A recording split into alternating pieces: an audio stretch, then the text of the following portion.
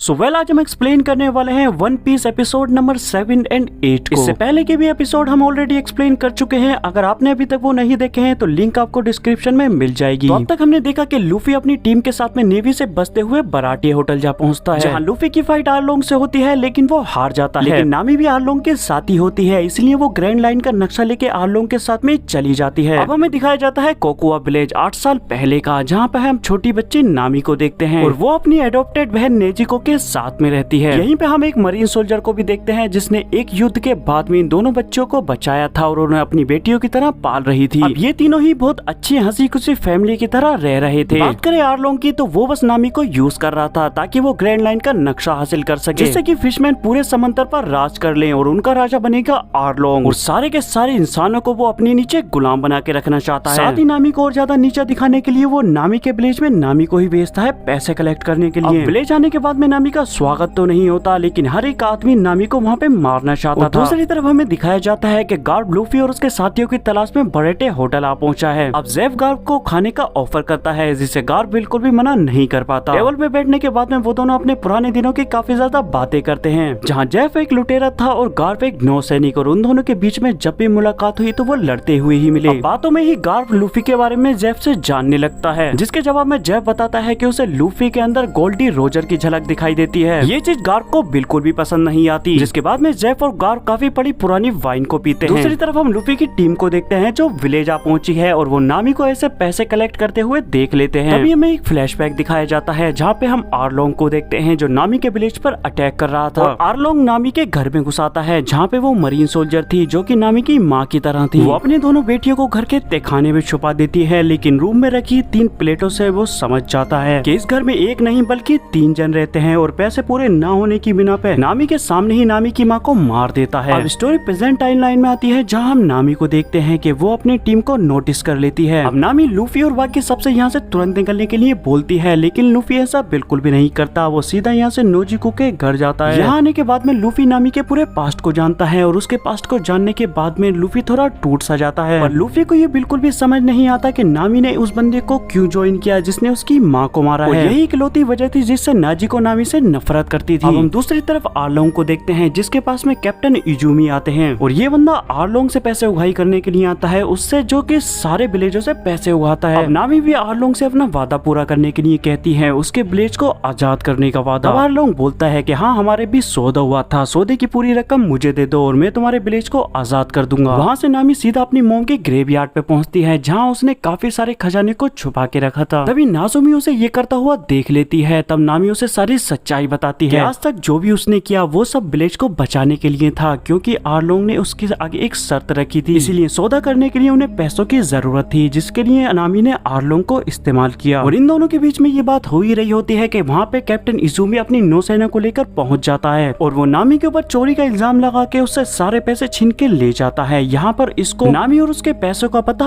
आर्लोंग ने ही दिया था। और ये हम देख भी पाते हैं कि आर्लोंग भाषण दे रहा होता है, जिसमें वो सारे फिशमैन को भड़का रहा होता है इंसानों के खिलाफ। वहाँ खड़े सारे लोग इस बात के लिए मान भी जाते हैं, और वो कोकोआ विलेज को तबाह करने के लिए निकल पड़ते हैं। इधर हम देखते हैं कि नामी पूरी तरीके से टूट गई होती है, और वो गुस्से में चाकू लेकर अपने हाथ पे बने टैटू पर स्टैप करती है। लेकिन वहाँ पे तभी लूफी आ पहुँचता है, और नामी लूफी से मदद की गुहार लगाती है, जिसे लूफी मना नहीं कर पाता। लूफी डिसाइड करता है कि अब हम सारे मिलके पहला मिशन यही कंप्लीट करेंगे कि आर्लोंग और उसके क्रू को पूरी तरीके से खत्म कर देंगे। अब तभी वहाँ पे वाइस एडमिरल गार्प यहाँ पहुँचते हैं। गार्प यहाँ पे लूफी का पीछा करते हुए आते हैं लूफी को पकड़ने के लिए, जिसके बाद में गार्प कैप्टन इजुमी को अपने पास में बुलाते हैं, और इजुमी गार्प को देखते ही कोको विलेज का सारे बर्बादी का जिम्मा लूफी पर डाल देता है। इसीलिए वो लोग जल्द से जल्द उसे पकड़ने का डिसाइड करते हैं और वहाँ से निकल पड़ते हैं। दूसरी तरफ हम लूफी और उसकी टीम को देखते हैं, जो कि आर्लोंग के बेस आर्लोंग पार्क आ पहुंचा है। इसके बाद में हम देखते हैं कि नामी और लूफी आर्लोंग से लड़ने के लिए चले जाते हैं, और बाकी बच्चे सारे फिशमैन से जोरो, सांजी और उसूफ लड़ते हैं। यहाँ हम काफी सारे अमेजिंग फाइटिंग सीन्स और स्किल्स को देखते हैं। बगी को भी आजाद कर देता है, जो अपनी बॉडी से जा मिलता है, लेकिन वो उन लोगों की मदद नहीं करता, बल्कि वहाँ से भाग जाता है। देन जोरो और सांजी अकेले ही सारे फिशमैन से लड़ने लगते हैं और उन्हें हरा भी देते हैं। आर्लोंग और लूफी की फाइट को देखते हैं, जहाँ लूफी समझ चुका था कि नामी के बगैर आर्लोंग कुछ भी नहीं है, क्योंकि यहाँ मौजूद जितने भी नक्शे हैं वो सारे नामी ने ही बनाए हैं। तो लूफी आर्लोंग से लड़ने की वजह वो सारी जगह को तबाह करने लगता है, जो आर्लोंग ने जबरदस्ती नामी से बनवाई है। अब क्योंकि नामी तो वहाँ से निकल जाती है, इसलिए लूफी अपना फाइनल गम का मुंह मारता है आर्लोंग पर। ऊपर, जिससे कि